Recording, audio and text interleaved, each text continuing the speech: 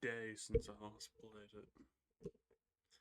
It's been suspended in the background for like the whole day, or the whole night last time I played this. So yeah, let's continue where we left off. Entire body aches to be somewhere else. It's boring and repetitive.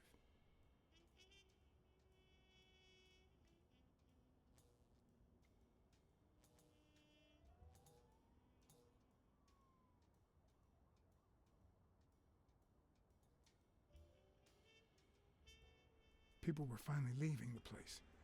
The bar was about to close. And I hadn't seen Mitchell go in or out.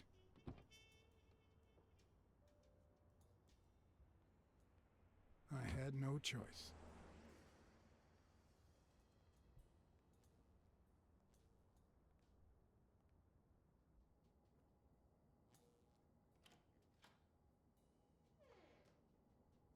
I see you took me up on my invitation. And you're smart. You knew not to come until my anti-fur regulars had all cleared out. I can't say no to good advice. Or good bourbon.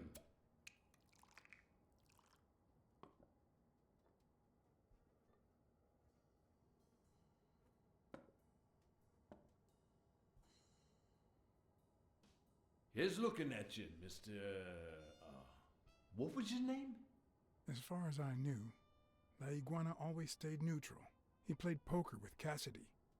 But his joint was used as the gambling drop-off for O'Leary's operation. Did it make sense to keep faking it? Or was it too dangerous not to? Farnham. Howard M. Farnham II. That's right. Howard Farnham from Ding Dong, Texas.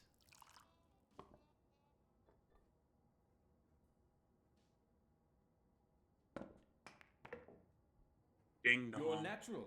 That sure beats your poker game. This here's much easier. No cheating. You barely flinched when Cassidy decided to teach that ego a lesson. What do you want a fella to say?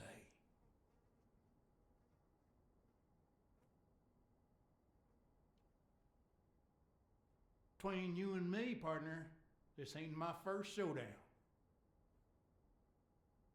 We all got our own lethal barber.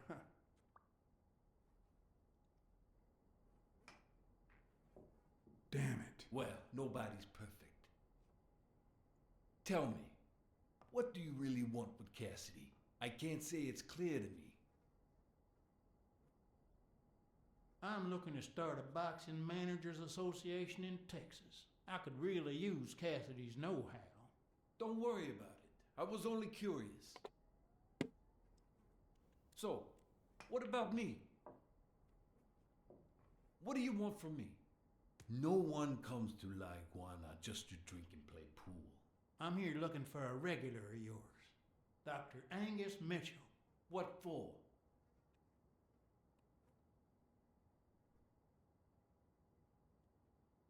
The police is on his trail. I'm just looking to warn him. Sure. Tell you what, I'll talk to Mitchell. Come back tomorrow night. You don't understand. I have to talk to him or else. Or else what?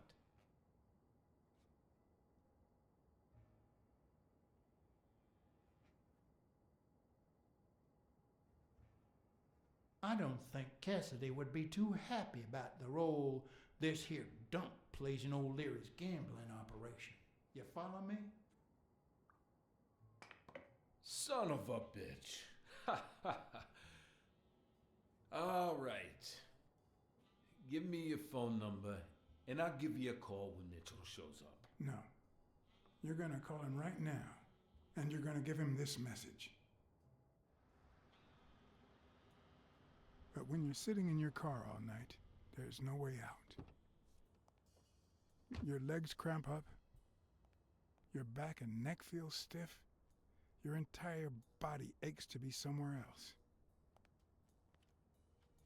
It's boring and repetitive. It's so bad that your thoughts spiral in a never-ending loop, like when you're stuck in your car, on surveillance duty. The owner of La Iguana was supposed to tell Mitchell that a certain anteater was still alive, and that it was only a matter of time before he ratted him out. With a bit of luck, that would make him nervous enough to force his hand. Yeah. Now all I had to do was follow him.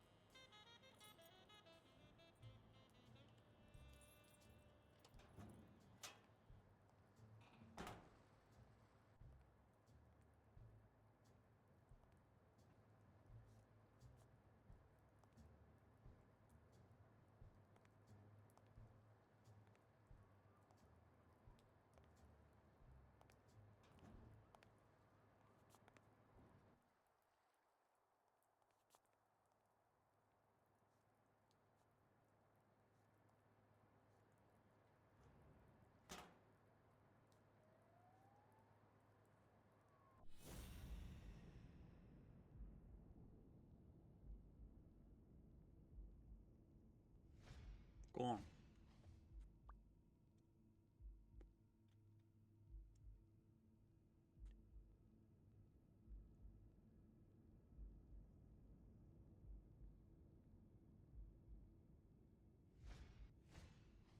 He went in without it.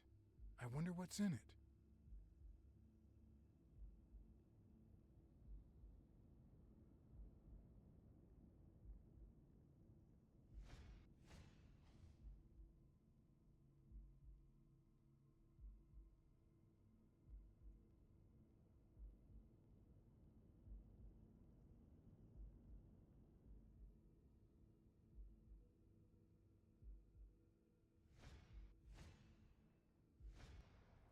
We'll be just fine, don't worry.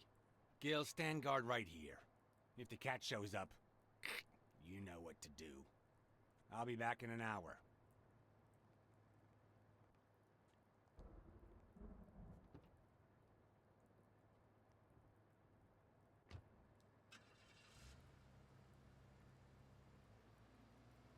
Not to kill me, I did nothing wrong.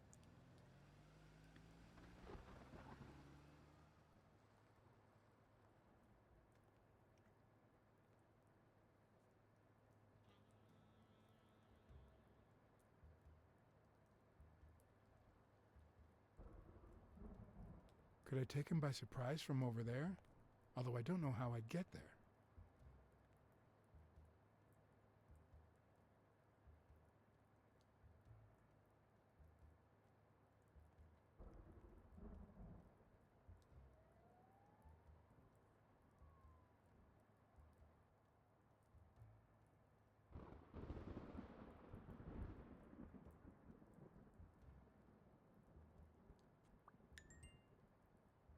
Ooh, deductions.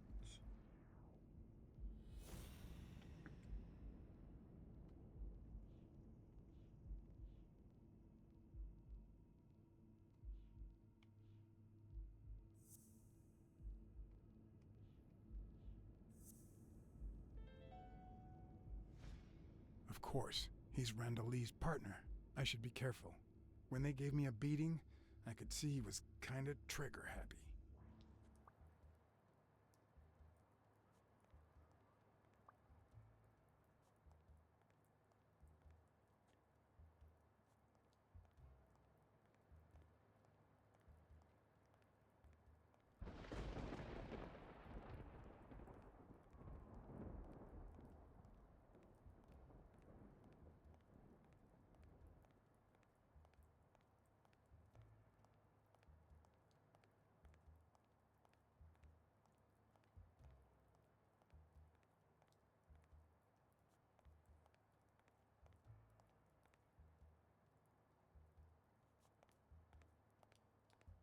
Is he doing that so he doesn't get his tie wet?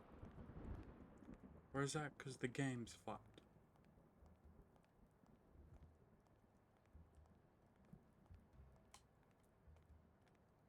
No shit.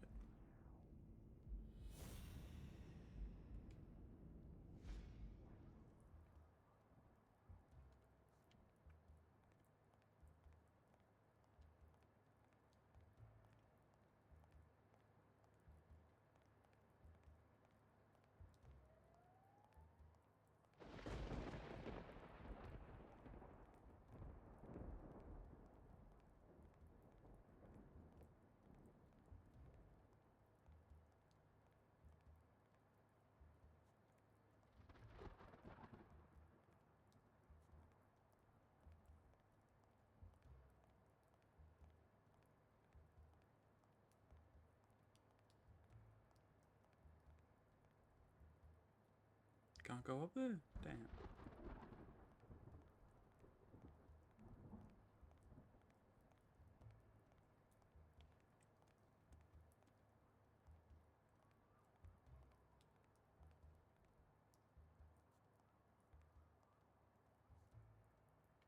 Can't go down there either. What the fuck?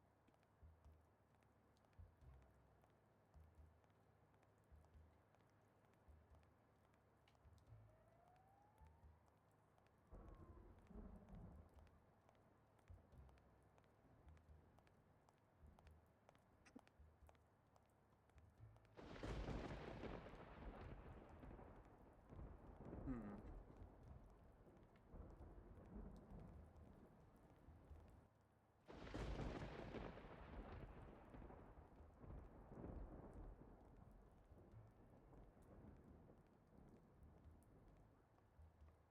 Fucking forklift. That's how we get up here.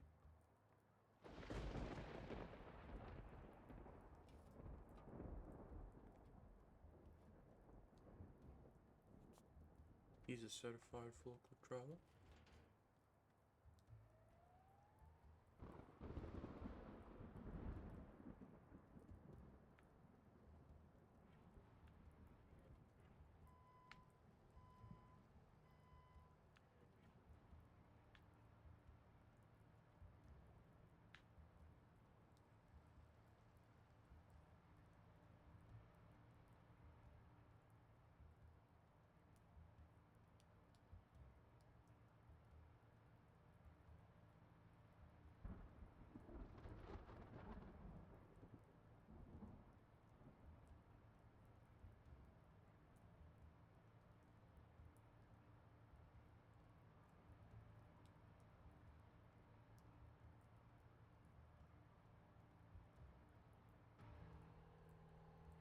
What?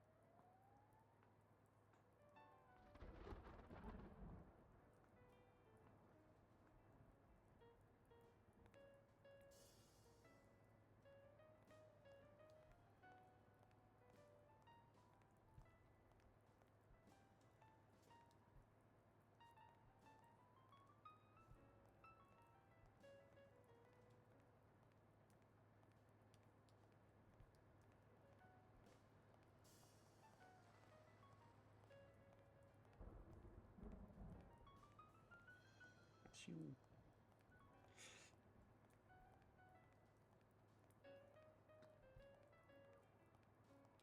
did mess up a guy's face with an extinguisher once, but this kind is too heavy for my current needs.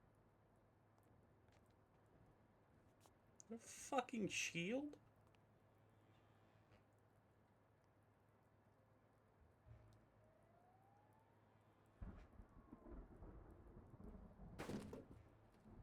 Damn.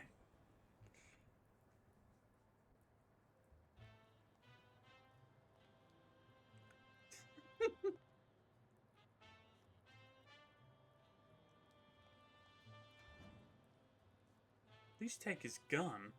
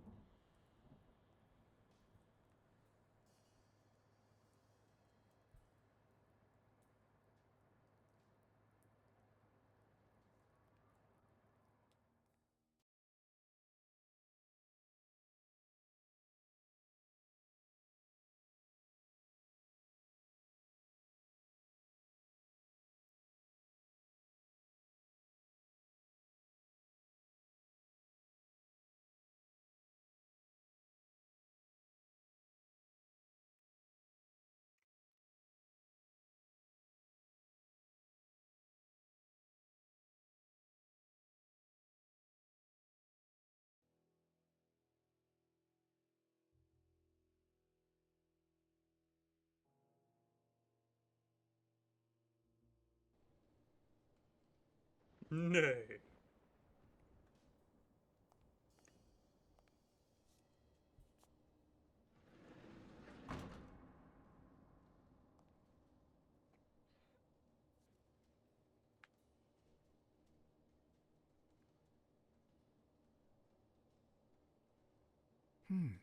What does this place have to hide? Not anymore.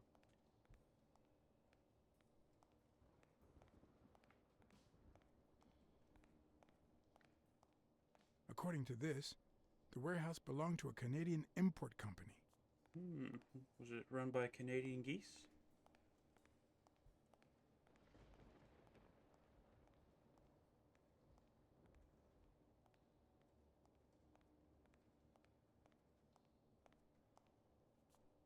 Will I need help?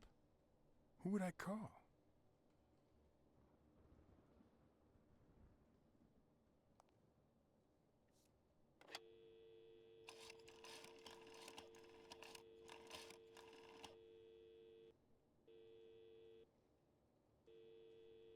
Smirnoff. Pier 36. Meet me in an hour. Blacksad.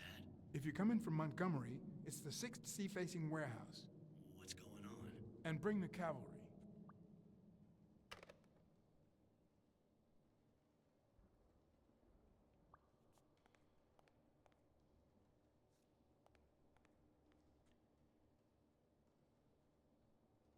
Why would I call weekly? He'll be dead.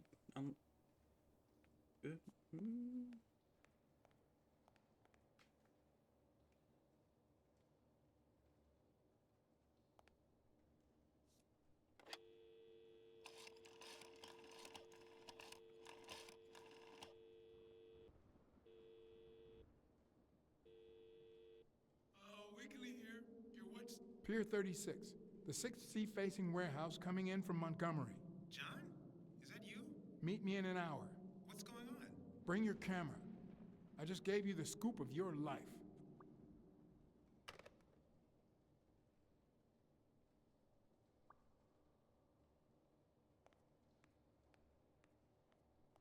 I think I'm gonna make him very dead.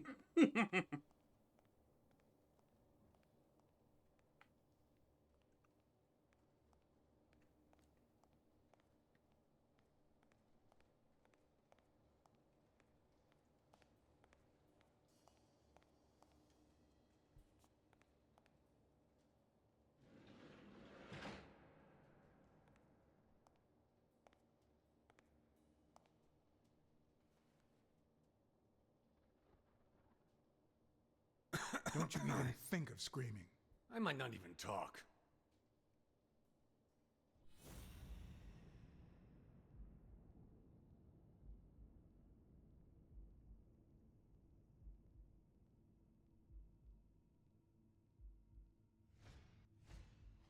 It looks like an arrowhead. Was he Native American?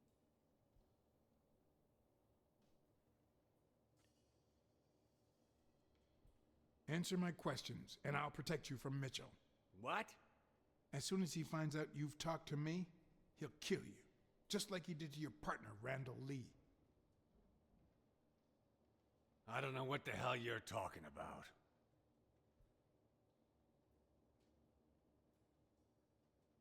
What's this warehouse for? It's where I take my naps. I thought that was obvious. Where did Mitchell go? Mitchell? What Mitchell?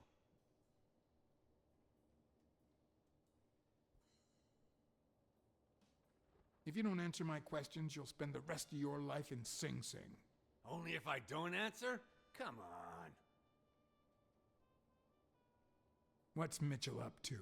Damn, are you in love with this guy or what? I'll give you a minute to think about some more convincing answers. No one.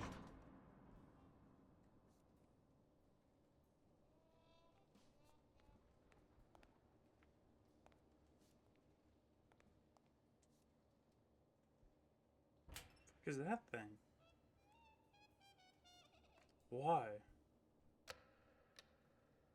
Phew.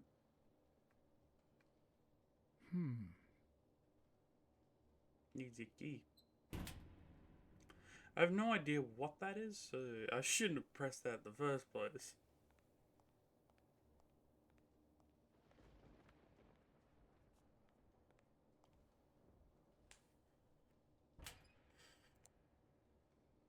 Press the other button.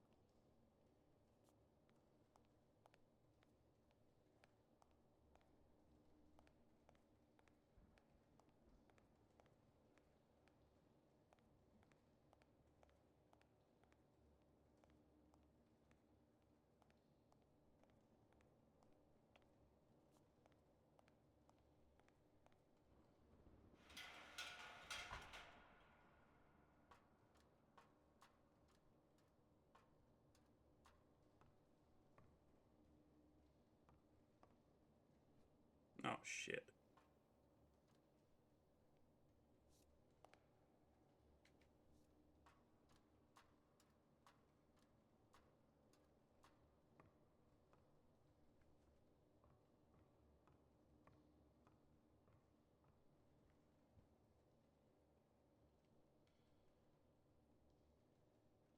Damn.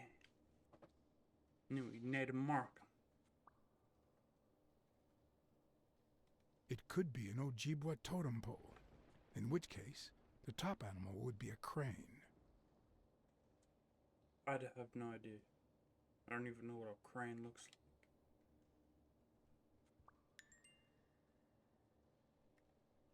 Safe.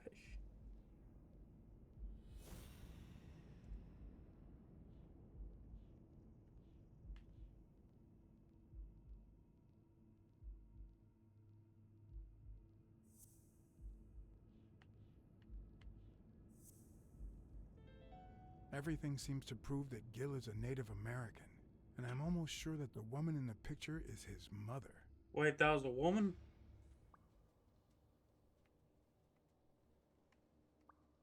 If I'm not mistaken, these are incense sticks, used in cleansing rituals.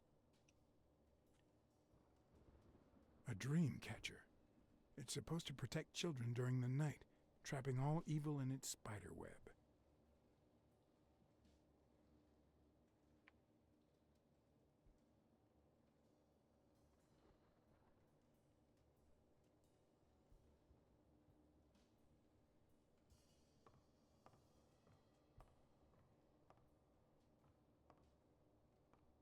Dang. Wonder what his mother would think.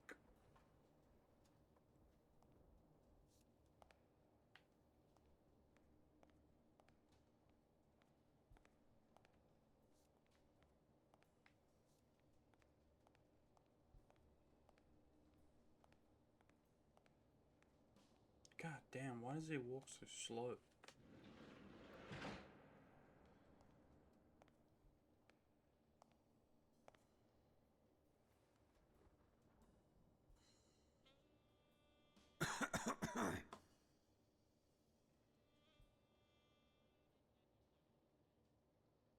You know who'll always believe in you?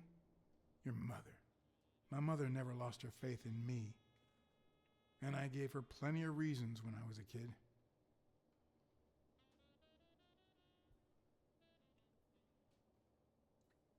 It all started with something as stupid as keeping the change when she sent me for groceries. Then I started stealing fruit from the street stands. And finally, I turned to pickpocketing. Somehow, my mother managed to keep me in school until I got into college. But I never gave her reasons to believe in me then either.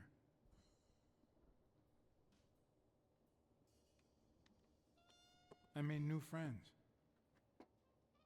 The type of friends that convince you to do things that wouldn't make a mother proud. Then Pearl Harbor happened. I got drafted and sent to Europe.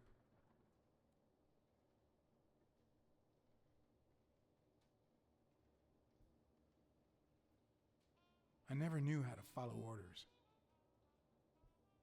They sent me back home with a dishonorable discharge.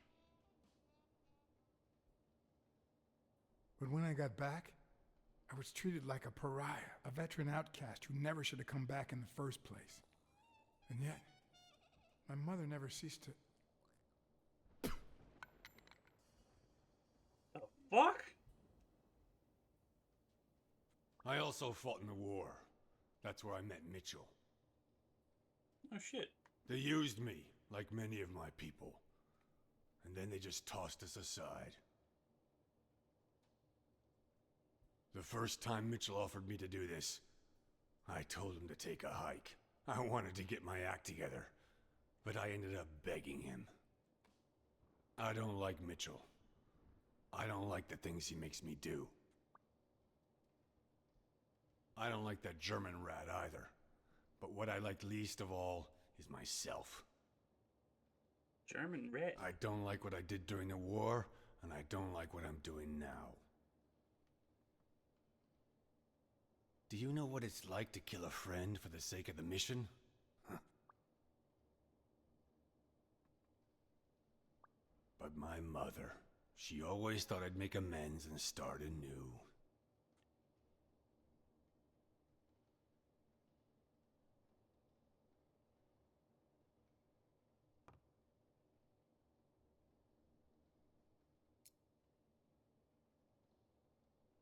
Maybe it's time I did just that. It's number 3. What's number 3?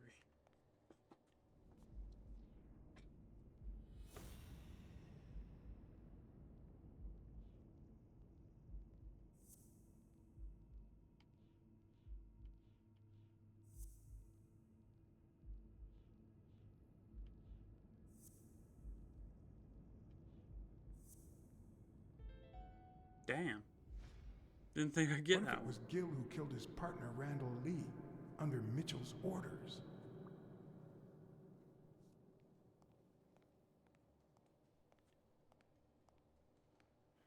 Could just fucking ask him.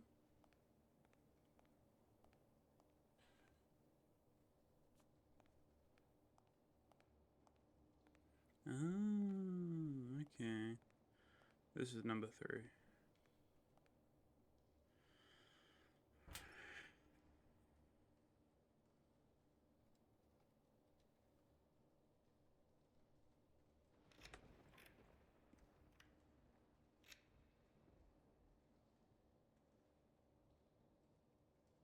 Dish button.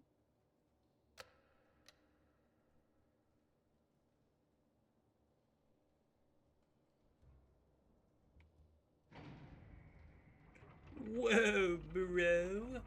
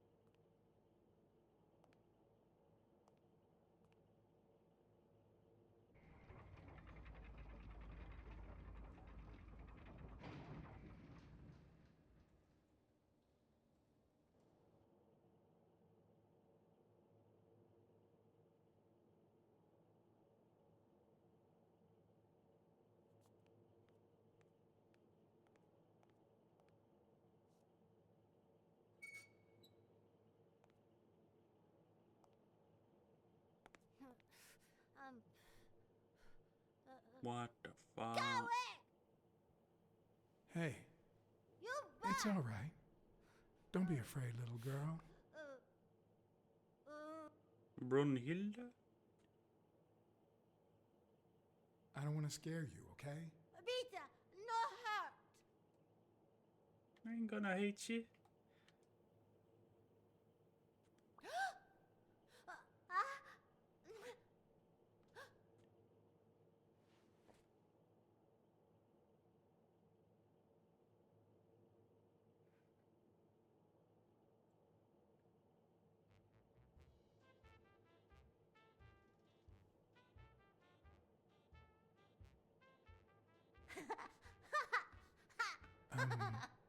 Once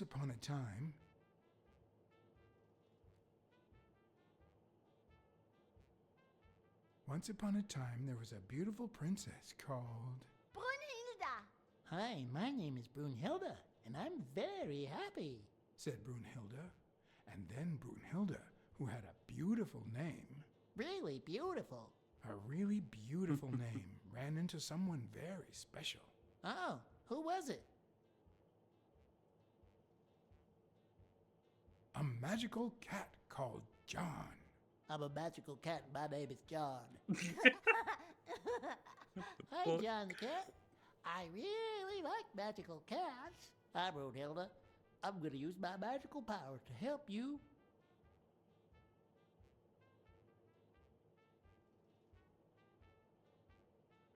Fit up a bunch of colored balloons. I love balloons. What's your favorite balloon color? Wow, that's a very hard question. But John the cat, it's the easiest question in the world. Let me show you how easy it is. My favorite balloon color is Great. green. Whoa, Brunhilde, that's exactly what I was about to say. Oh shit. Yeah. Bird. John. Brunhilda. Freund. Und? Und? Do play. Each look. Okay. Hi, Bird. Why are you wearing that mask? Weil. Gas.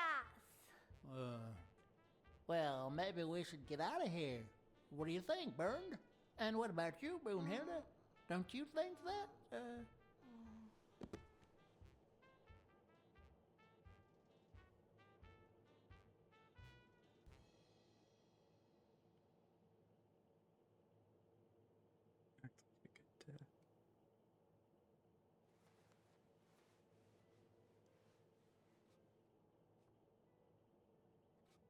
Always gotta tuck the children into bed.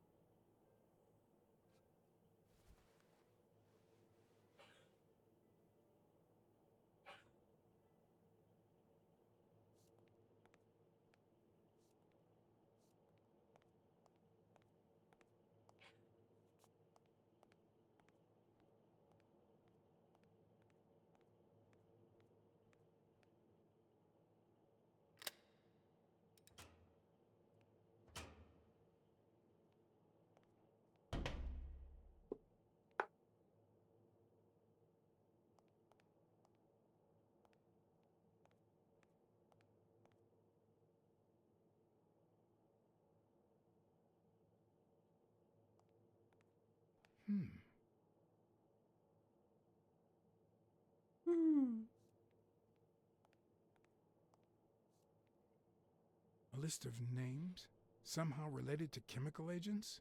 Jeez.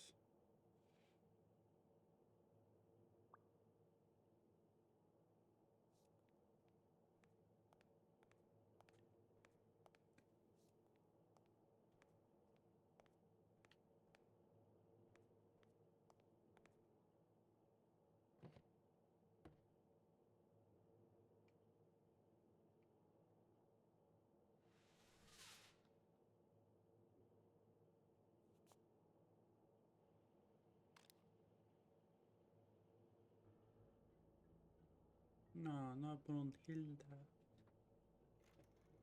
Subject: Brunhilde Gruner. Treatment: Day 1500. The patient's ability to speak continues to diminish. Now she can only pronounce the occasional word in German.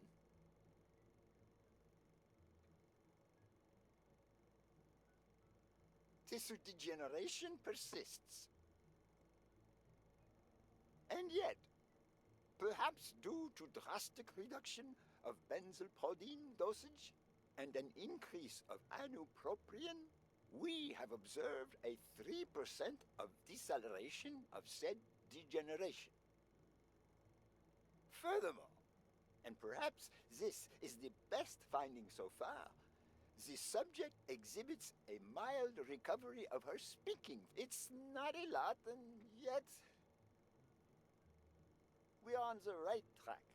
All hope is not lost.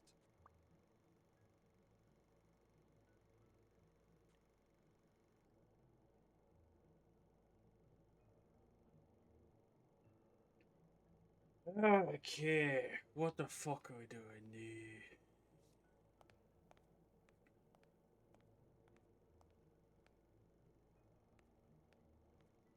Compa. What's this? Boss.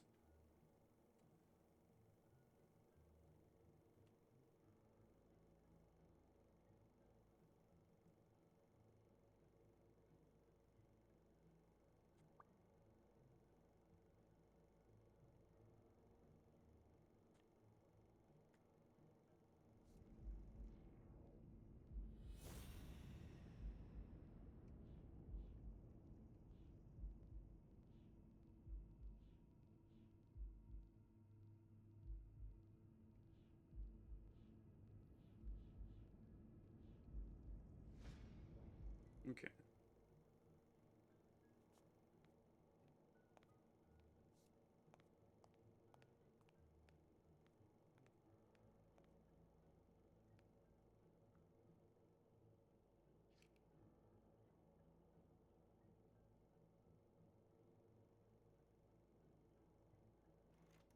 Okay. Subject: Craig Spano. Treatment: Day 0. The subject is a veteran baseball player who has lost speed, strength, and agility due to the regular aging process. The patient refers intense pain on the right scapula, most likely caused by an old injury. The goals of our medical approach are twofold: to relieve pain caused by the prior injury so that the subject can play without symptoms, and to help the patient regain the physical condition lost in the aging process. thus allowing him to perform at elite levels. Treatment. Day 120. The patient no longer feels pain when using his right arm, circumstance that allows him to pitch without fear. So far, the only side effect seems to be a slight euphoria experienced 3 hours after dosage, which subsides 4 hours later, taking the patient on an emotional roller coaster of sorts with bouts of mild trembling. Treatment. Day 341. Moments of euphoria and boosted physical performance have become increasingly short, while the ensuing periods of depression and weakness have become longer, including severe tremor. Although we have met all therapeutic goals, we will proceed to terminate the treatment in order to avoid causing irreparable physical and mental damage to the patient.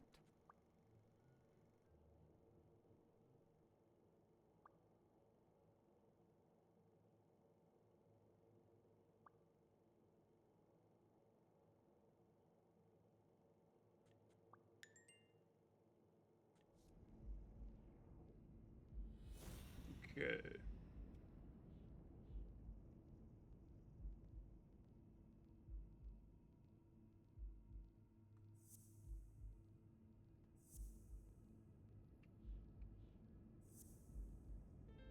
Yeah, that was an easy one. Mitchell is cashing in by selling drugs to enhance athletes' performances.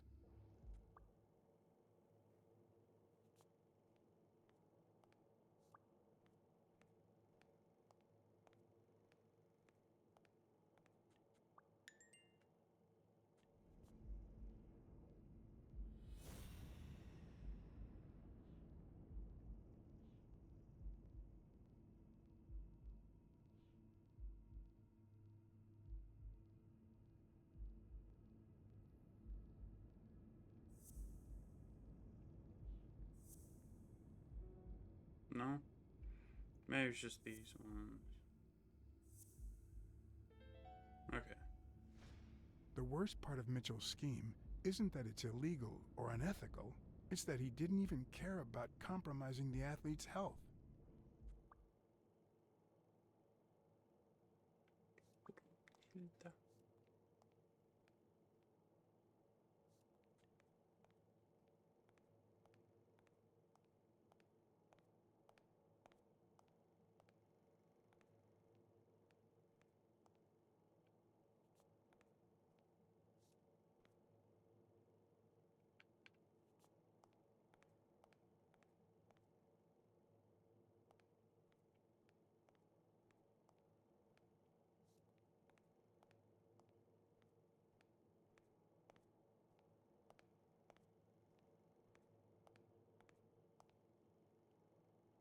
Okay, I don't think there's anything else I can do in here.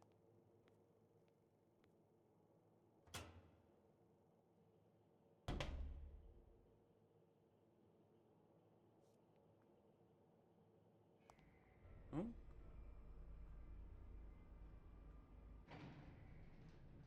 Gil?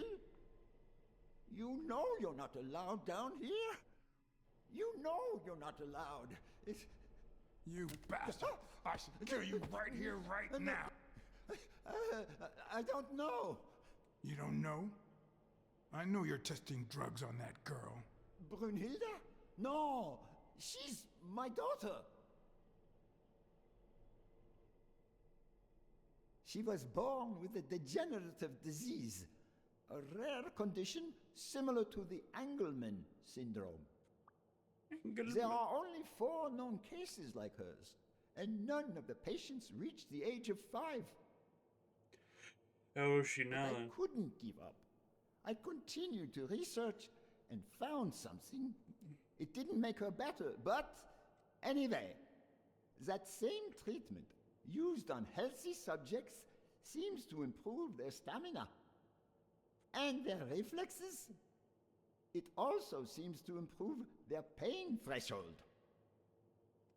Somehow, the Reich heard about my Oh, no. experiments and tried to recruit Let's me get to lost. create super soldiers. Yes, that Reich. We're talking late 30s, Berlin. I escaped with Brunhilde and came to your country. But the American military also heard about me. I spent the entire war experimenting with drugs on soldiers. Some were highly effective, I must say. When the war was over, my experiments were discarded.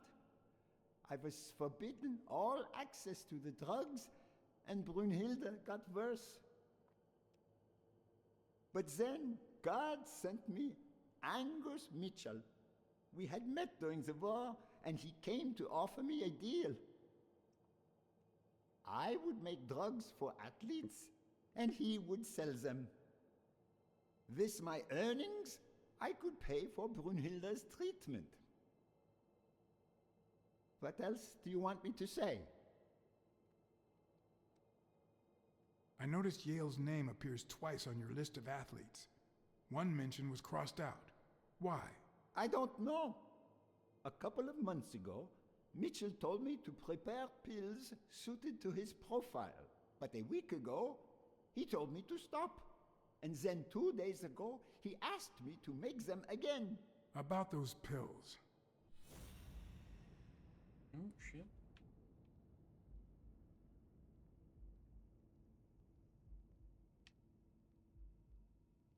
Alright. What is he looking at?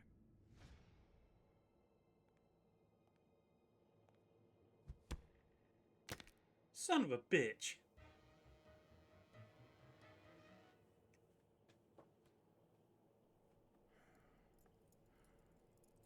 Don't dwell on it, Josh. You had to tell him the truth in order to protect Brunhilde. I would have done the same thing. Finish packing up your things and stop torturing yourself, okay? Thanks, Angus. I won't be long. Oh, honey. You like living here? Yeah, me too. But we have to go somewhere else, and it's all that bad cat's fault. Yes, sweetie. We're going to a new home now. A prettier one. And you'll be happier there. Now go with Papa, honey. Give him a kiss. Go on. Give him a kiss. Go on.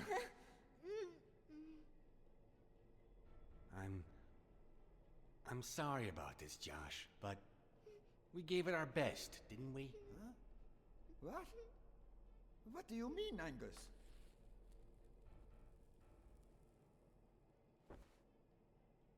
I wish it hadn't come to this. Angus, what's wrong? Goodbye, Josh. Ah, you son of a bitch.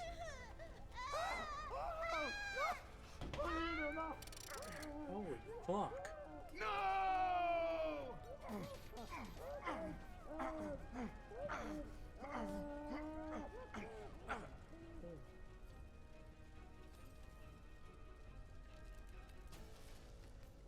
That's fucked up.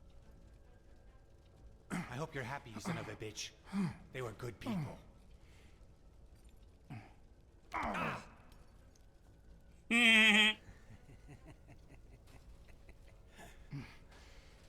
I hope that made you feel better. I like it when you smile.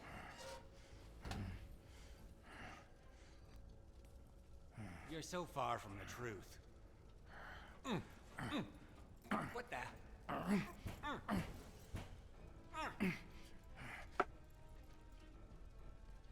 Fuck out of it! What do you mean was trapped in the basement? He is trapped in the basement. You're mine now. Oh wait, what? I missed. Bitch. Oh fuck. Oh, no, fuck. Get in there! The mask would buy me a bit of extra time. The question was, how much? Don't know. Oh, he died? Fuck. Snuggle. I'm losing time by this cutscene.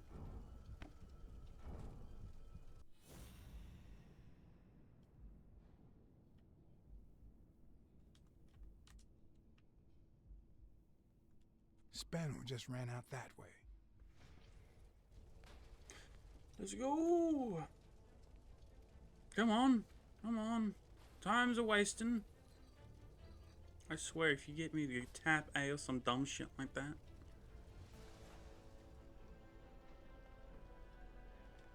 Oh, come on. Right as I say it.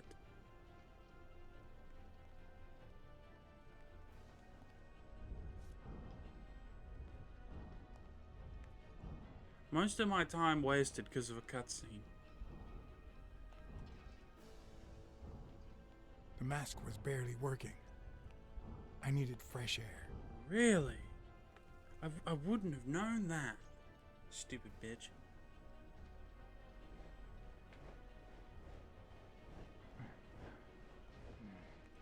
Kidding me.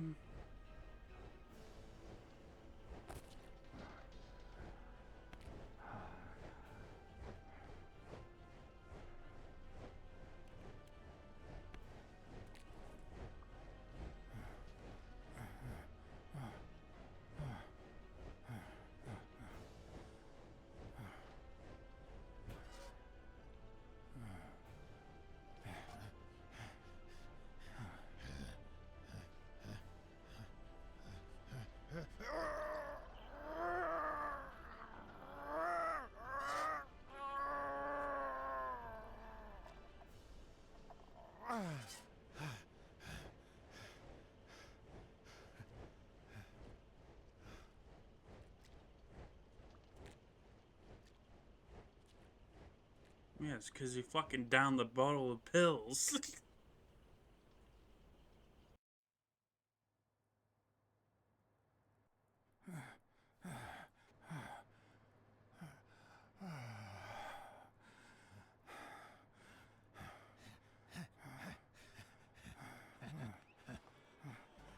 Craig Spano is back! Did you miss me? Who wants to see a home run?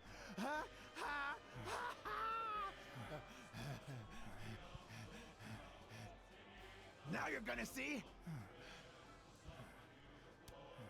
Bring it on! Let's go!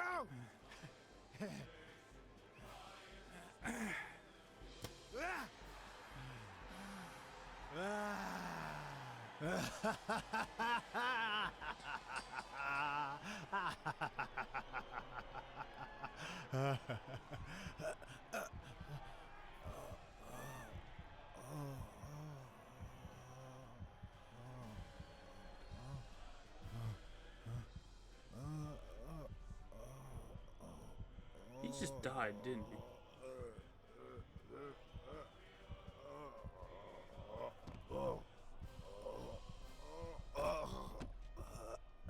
No, no. We need Narcan.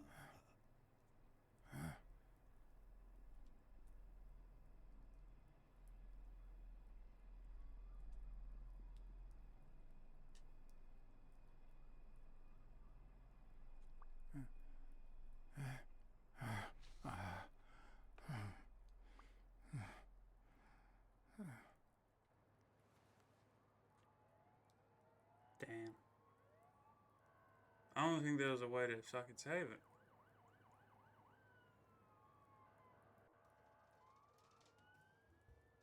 Oh no.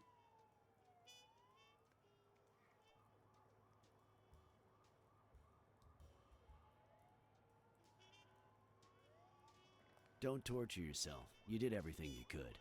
Will he make it? The doctors think so. They found him unconscious by the basement door. What? Nice.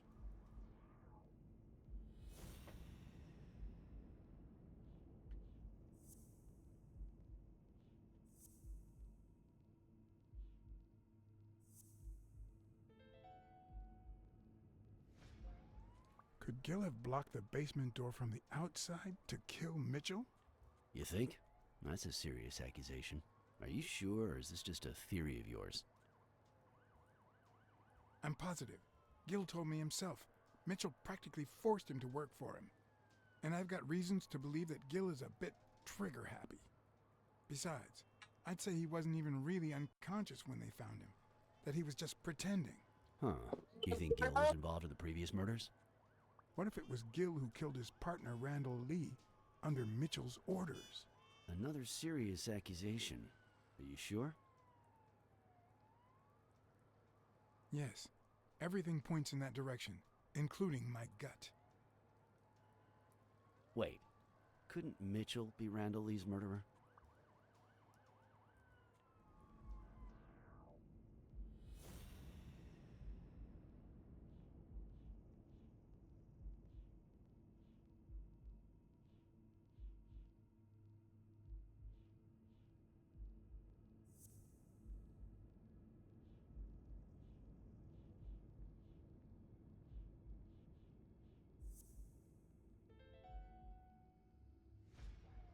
So he misses with 2 shots at point-blank range, and then he hits a guy smack in the forehead from across the street? No. Mitchell is not the sniper who wiped out Randall Lee. Yeah, I guess you're right. But we still don't know what caused Craig Spano's death.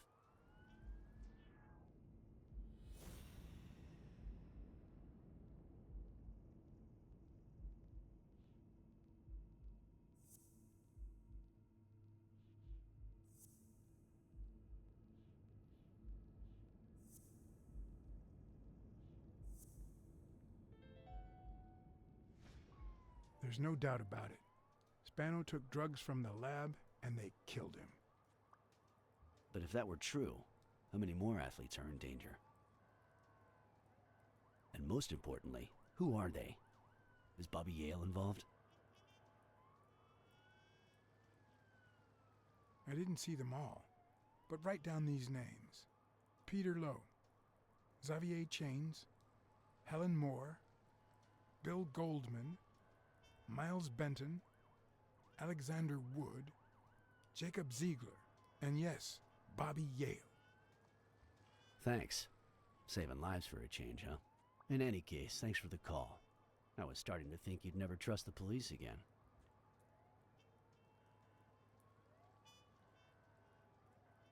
Who said I don't trust the cops? Smile, Johnny boy. Thanks for the tip. This is going to win me the Pulitzer. Get that guy out of here.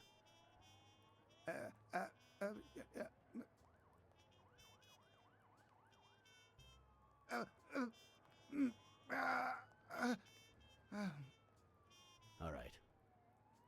Let's get this over with. When the war ended, Mitchell convinced Grun to use his super soldier drugs on elite athletes. Somehow, Dunn found out about Mitchell's scheme. So when Mitchell heard that Dunn was onto him, he ordered Randall Lee to kill him and frame Yale for the murder. Then, he made Randall search Dunn's house and the gym for any incriminating evidence he might have had against him. The poor cleaning lady died almost by chance. When you stuck your nose in the case, he tried to scare you by sending his thugs to give you a beating. And when that didn't work, he asked Randall Lee to finish you off on the gym rooftop. But Randall not only failed, he got captured. So Mitchell ordered Gil to put a bullet through his head, which only made Gil upset. You kept getting closer and closer to the point of discovering his headquarters. When Mitchell realized he was cornered, he burned his bridges by setting the lab on fire, along with Dr. Grun and his daughter. Gil saw the opportunity to get back at Mitchell, so he blocked the only exit so that he would also die in the fire. Did I leave any loose ends? Just a few. But don't worry about it. I'll take care of them now. So I guess thanks for everything.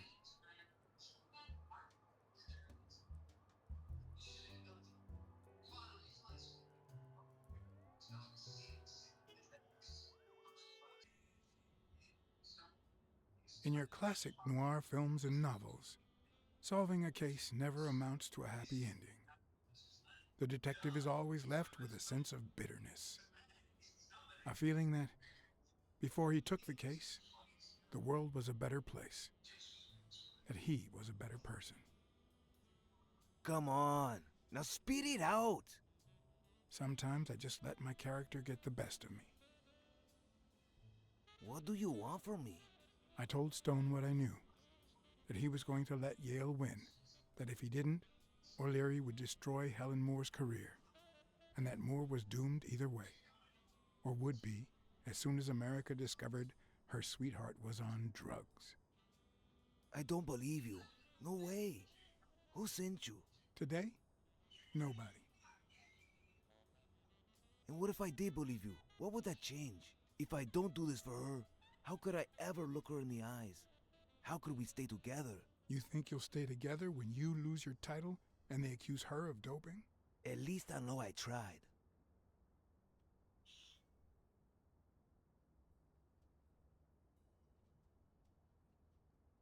The drug scandal is bound to rattle the entire sporting world soon enough. At some point, the police will have to take it seriously. If you let Yale win, and they find out about O'Leary, you might even lose your freedom. It's not the worst thing I can lose.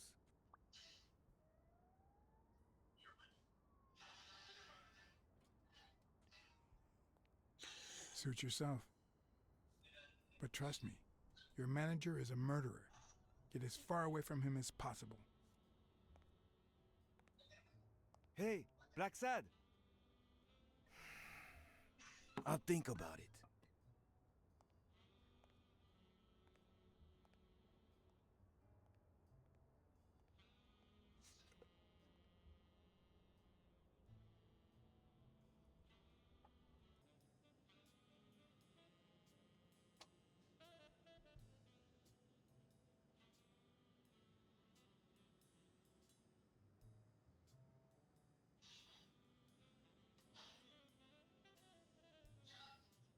Yale confirmed to me that Dunn found out that Mitchell was giving him meds. That was the reason they argued the evening of his death. In fact, I was clean at the time. Hadn't used for days. I didn't want to go down that road. I wanted to follow Joe. But he discovered everything. He didn't believe me when I said I had nothing to do with it. But you used again. Only after his death. I needed to cope. But the drugs gave you a panic attack. Yeah. But I've been clean ever since. Mitchell gave you the pills when he stopped by the hospital. Hence, your miraculous recovery. Are you planning on taking them before the fight?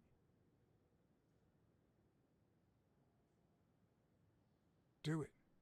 Someone has to save that gym.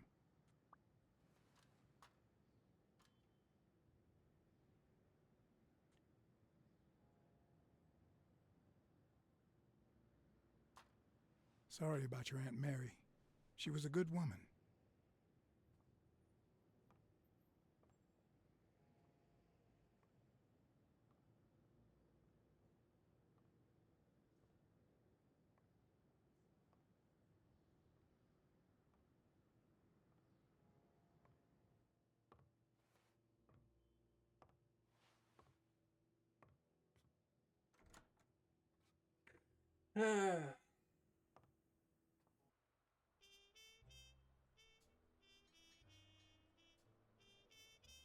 Stone and Yale hadn't taken away the bitterness I felt.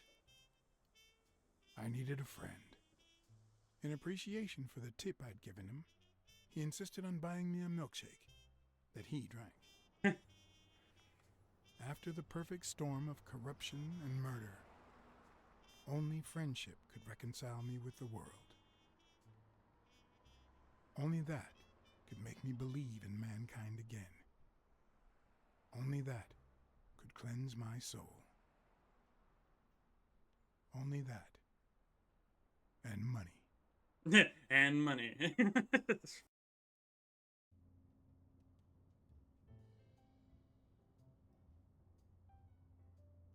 In your standard noir novel, Yale and Stone would be punished for breaking the rules. There would be justice for Sonia, the victim. But this was the real world.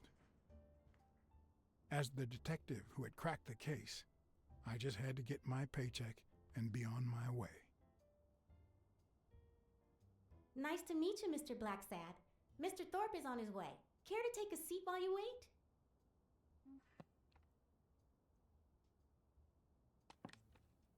I guess I'll just have to wait. He'll be here in a minute. Please, take a seat.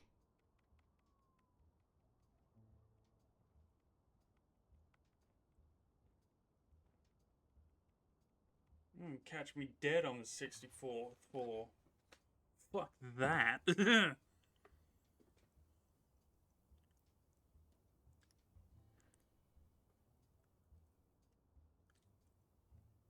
No matter how many curveballs destiny throws his way, he always manages to land on his feet. When he was a rising sports talent, the war put an Is end that to his Dash career, Hound over there? so he became a war hero. After the war, he didn't end up like Gil or like me. He became an elite athlete, a Hall of Fame football star. When an accident left him in a wheelchair, he went on to succeed in advertising. The last time I climbed a skyscraper, I had very different intentions. I wasn't there to claim my reward. I was there to punish someone. I'm interested in that.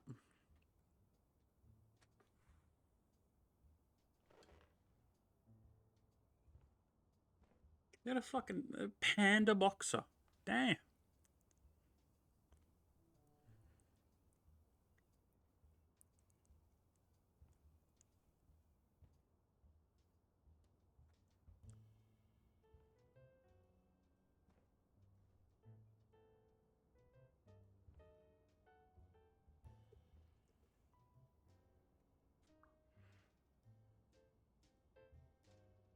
But yeah, we already knew this. What?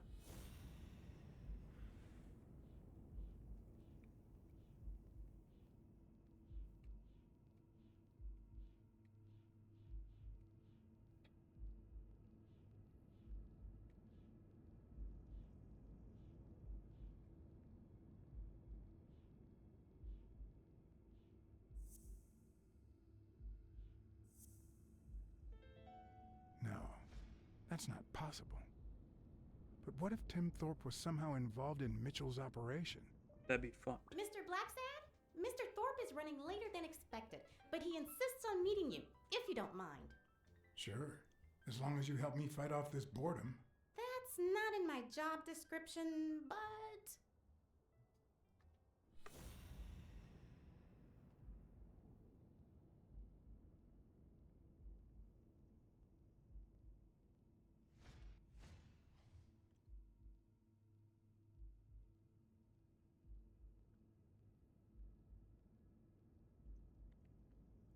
Rogers?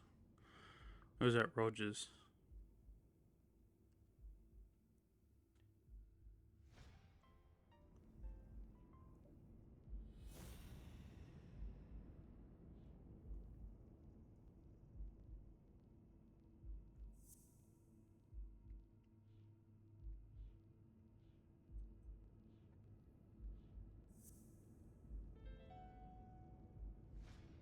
If my hunch is right, there should be a meeting with Mitchell noted somewhere in Thorpe's agenda.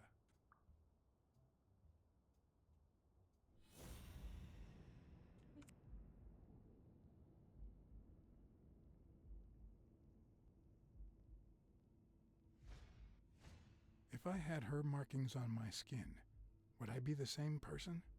Would my name be different?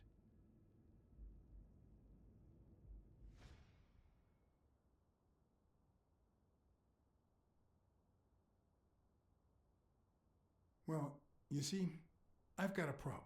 In order to figure out how much Mr. Thorpe owes me, I need to know what day I started working on the case. But I can't remember. You wouldn't have that written down, would you? It sure wasn't on my shift. I'd remember. Let me see.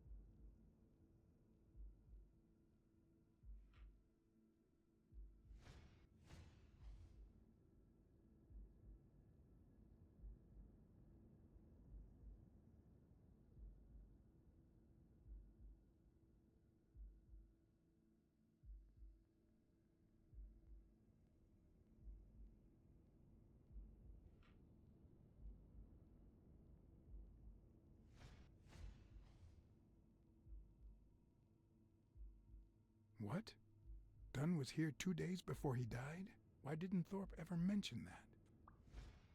I'm sorry, but your name's not on here.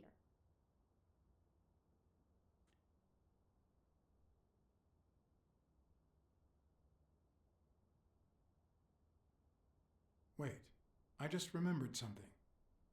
The day I came, Joe Dunn had just walked out the door. Well, no. You don't have any appointments. Although, I guess I could have forgotten to write you in. Mr. Dunn, who's usually very kind, left in a flurry. He even slammed Mr. Thorpe's door. Okay. Now I know I have to get into Thorpe's office. And he didn't even say goodbye. Yes, that was the day. You don't recall me because the minute I saw Dunn stomp out, I followed him. I never actually came in. Of course. That explains it. No doubt.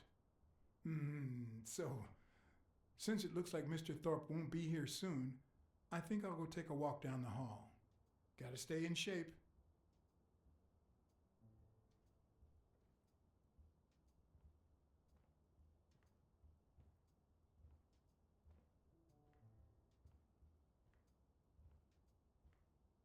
Come on, Thorpe.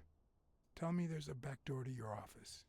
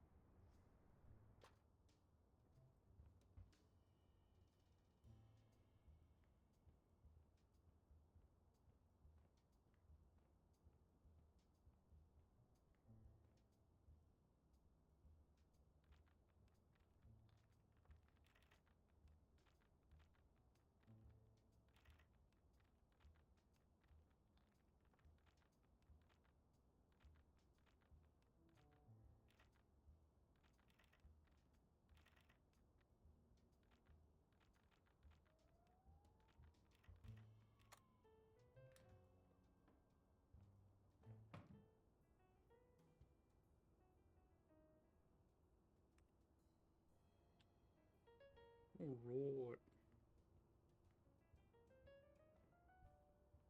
It's a bit strange to see no office chair behind a desk until you remember the desk's owner is in a wheelchair. I better not use it. It might be connected to the switchboard at the front desk. No shit.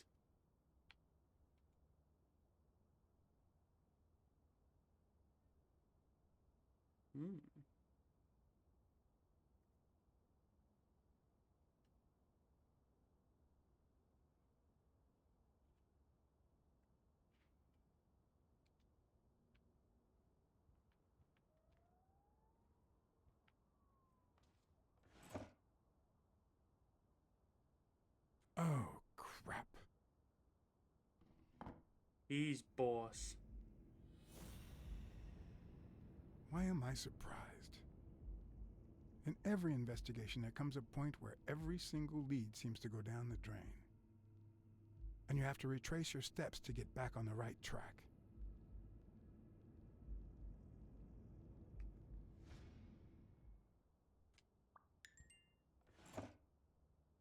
Of course.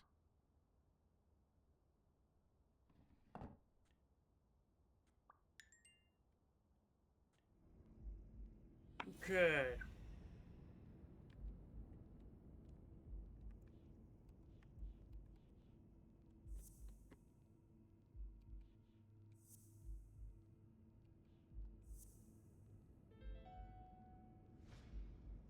Wait, what if Groon's drugs helped Thorpe walk?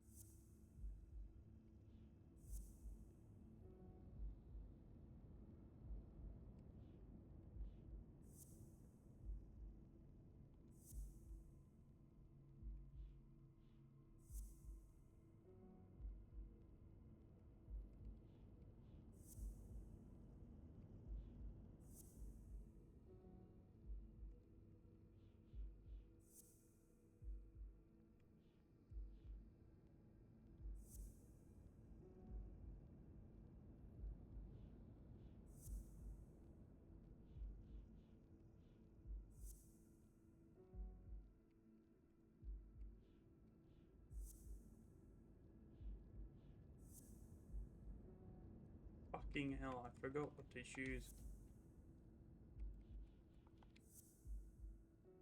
Fuck.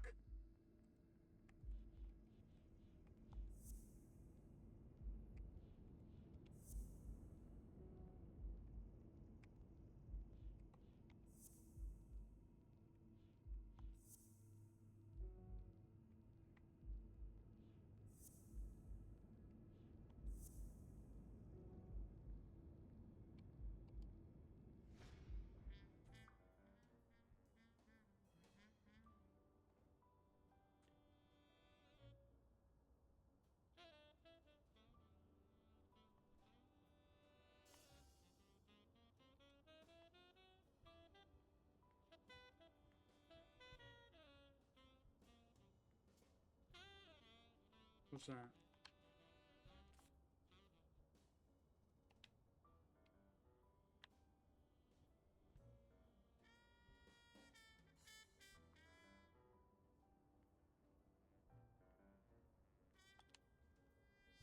And one of the strengths, the accuracy of his throw. I earned the nickname Iron Arm. I used to throw the ball in 50 miles. And yeah, when wherever it wanted.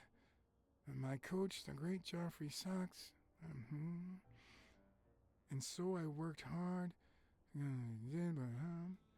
Pearl Harbor. I enlisted immediately.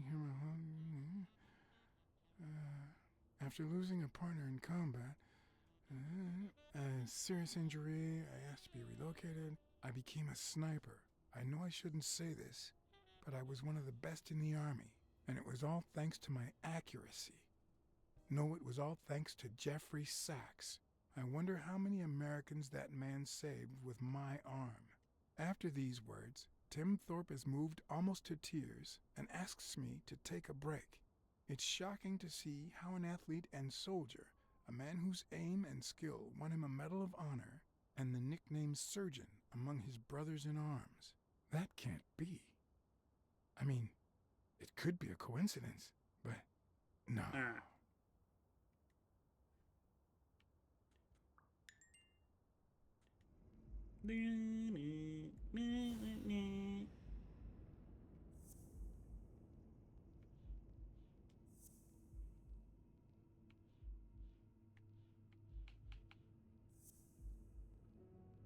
What? Not what?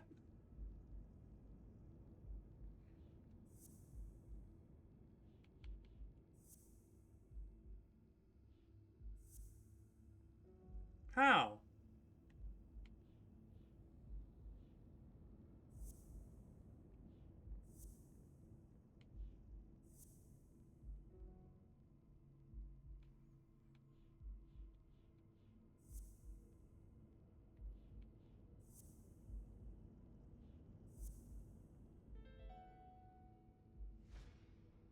That's it.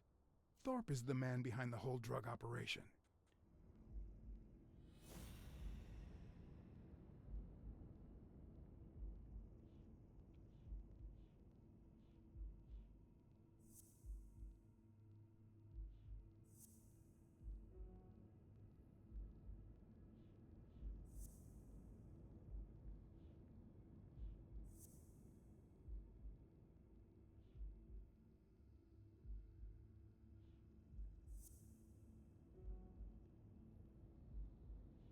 Now I'm supposed to do something with that.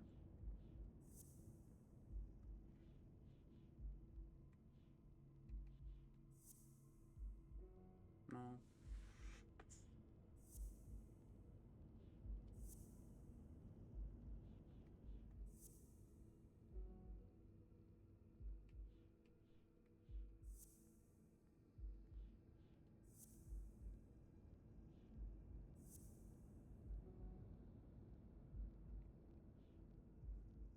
Back.